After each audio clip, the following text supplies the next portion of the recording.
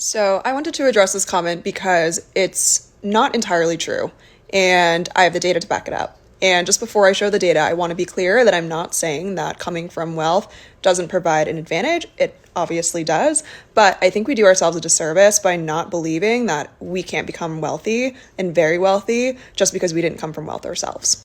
So my data comes from Forbes, and every year they have a list of the 400 biggest billionaires that they rank.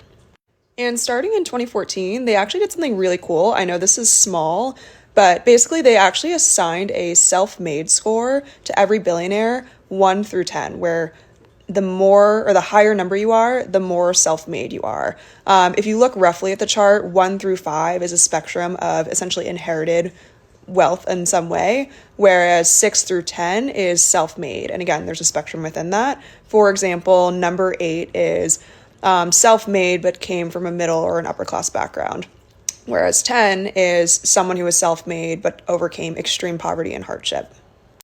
This chart here is super interesting and basically shows that distribution. So they ranked every person on that 400 list, and you can see here how many people were actually assigned each rank. So if you look at the chart and the numbers, basically 1 through 5, again, representing people who inherited wealth, compared to 6 through 10, people who are self-made, the vast majority of people are actually self-made.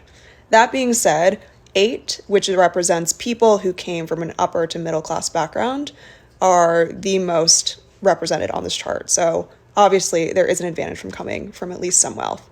That being said, if you look at 9 and 10, these are people who came from poverty and overcame hardships. They make up 20% of the list. And I think we do ourselves a disservice by not recognizing them. Obviously, 20% is a lot less than we would want, but we want to give credit where credit is due.